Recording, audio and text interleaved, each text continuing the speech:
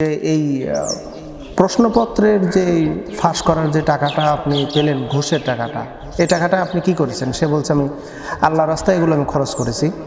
সে একজন পাঁচ ওয়াক্ত নামাজি, পাঁচ ওয়াক্ত নামাজ পড়ে, তার মাথায় টুপি আছে এবং দাড়িও আছে, হজ উমরা করেছে এবং মানে কন্টিনিউ পাঁচ ওয়াক্ত নামাজ পড়ে। তাকে আটক করা হয়েছে, তাকে সহ 17 জন। ড্রাইভারটির নাম হলো আবেদ আলী। যাকে গ্রেপ্তার করা হয়েছে তার মামলা কি? তার মামলা হলো দুর্নীতি।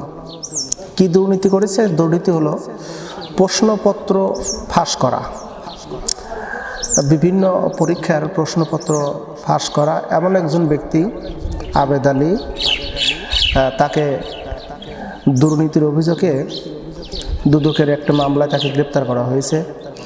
তো প্রশ্নপত্র ফাঁস করেছে একজন ড্রাইভার। ড্রাইভারের যদি এমন একটি অবস্থা হয়, তার কত টাকা হয়েছে সে নিজেও জানে না, মানে কোটি কোটি টাকা।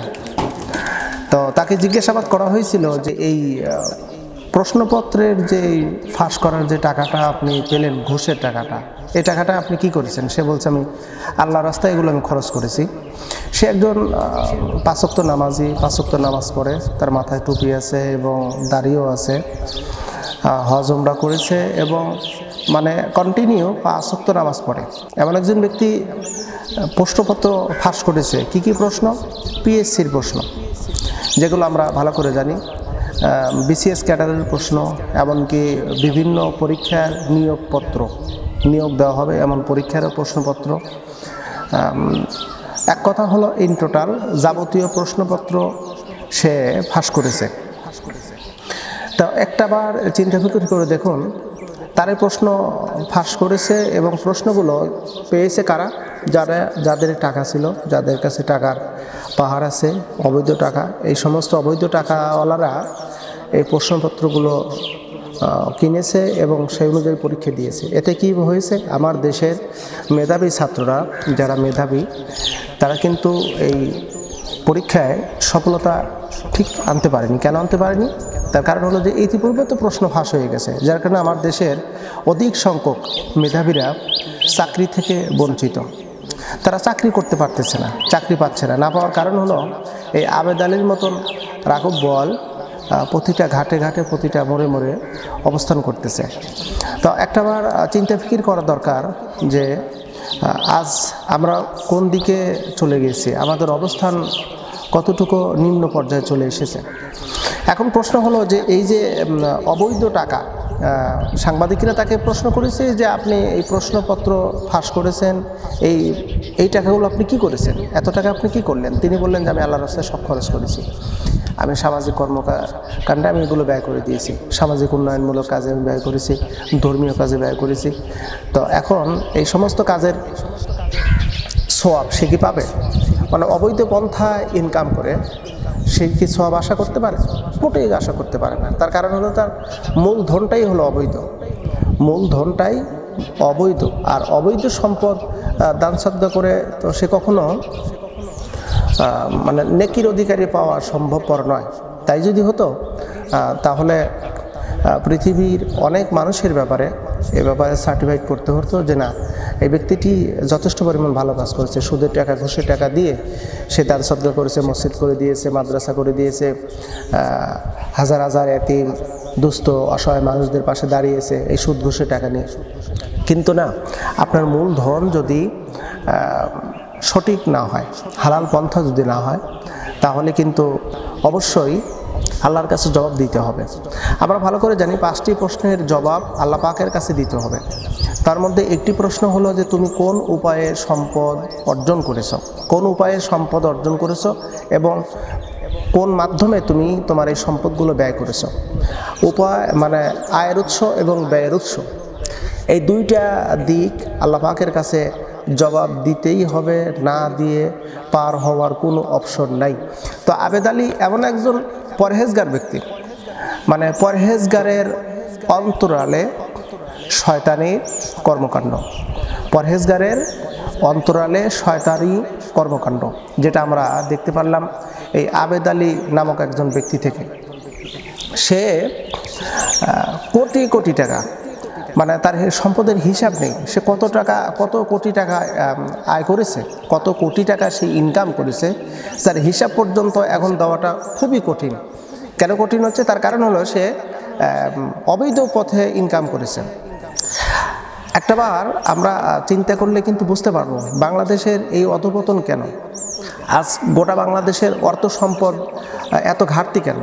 কারণ হলো ইতিপূর্বে আমরা দেখলাম এই মেজর বেনজিরের একটি দুর্নীতি দেখলাম, কতশো কোটি টাকা সে দুর্নীতি করে ইনকাম করেছে, যে তার কক্সবাজার, চট্টগ্রাম, তারপরে হল তার নিজস্ব জেলা গোপালগঞ্জ, ঢাকা, এগুলোতে তো সম্পদের পাহাড় করেছে। এমনকি শুধু এই দেশেই না, বিদেশেও তার সম্পদের পাহাড় সঞ্চয় করে রেখেছে। এরপরে মোটা আজিজ, তারও দুর্নীতির কিন্তু কে না জানে, সবাই কিন্তু জানে। বাংলাদেশের এরকম প্রায় ব্যক্তি যারা দুর্নীতির কালো টাকার পাহাড় সঞ্চয় করেছে। এখন দুদকের যেই টিম, দুদকের যে পর্যটক, যে গোয়েন্দা টিমগুলো আছে, তারা যদি মাঠে ময়দানে নামে তাহলে দেখা যাবে আমার দেশের এরকম মোটা আজিজ নয়, এরকম বেনজির নয়, এরকম শুধু এই যে আবেদ আলী নয়, হাজার হাজার দুর্নীতিবাজ পাওয়া যাবে যারা কালো টাকার পাহাড় গড়িয়েছে, যার কারণে দেশের অর্থ ঘাটতি চলে এসেছে।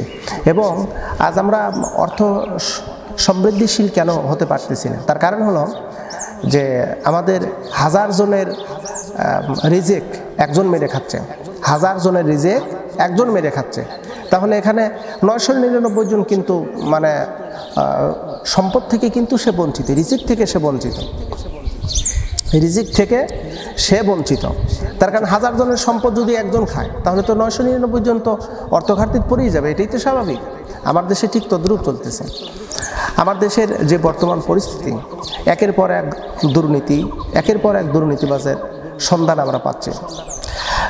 আশ্চর্য বিষয় হলো যে একজন ব্যক্তি কতটা সেন্সলেস হলে, কতটা জ্ঞানহীন হলে সে অবৈধ পথে ইনকাম করে সে আবার নেকি অর্জন করতে চায়, আল্লাহর পাকের সন্তুষ্টি অর্জন করতে চায়।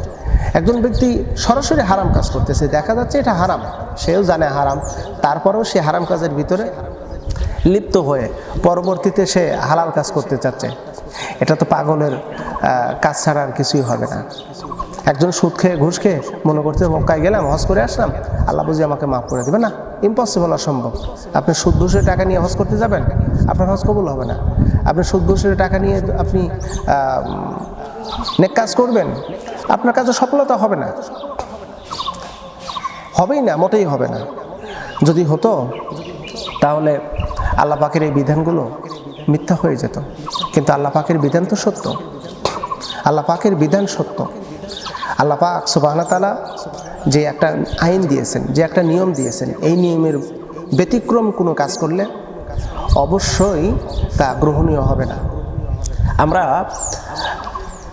দুদককে অসংখ্য ধন্যবাদ জানাই যে তারা আবেদ আলীর মতন যে সমস্ত দুর্নীতিবাজ, যারা দুর্নীতি করে কালো টাকার পাহাড় গড়িয়েছে, তাদেরকে ধরার জন্য আরও যারা আছে তাদেরকে আপনারা ধরুন, অনতিবিলম্বে তাদেরকে গ্রেপ্তার করুন। দেশের এই অর্থ ঘাটতির থেকে দেশকে একটু রক্ষা করুন, দেশের মানুষের পাশে দাঁড়ান। আজ প্রত্যেকটা দ্রব্যমূল্যের দাম ঊর্ধ্বগতি, সম্পদের বিনষ্ট, আর মানুষের হয়রান পেরেশান, চাকরি নেই, কর্ম নেই, বিভিন্নভাবে বিভিন্ন জন মানুষ ক্ষতিগ্রস্ত হচ্ছে। আর ওদিকে ওরা কালো টাকার পাহাড় গড়িয়ে তারা সুখ সমৃদ্ধি দিন যাপন করতেছে। আসুন আমরা দেশের কল্যাণের জন্য, সার্বিক উন্নতির জন্য প্রত্যেকটা মানুষ প্রতিটা সেক্টরে আমাদের করণীয় আমরা চাই। আল্লাহ সুবহানাহু ওয়া তাআলা আমাদের এই দেশকে অর্থ সমৃদ্ধিশীল হিসেবে কবুল করুক, আমিন।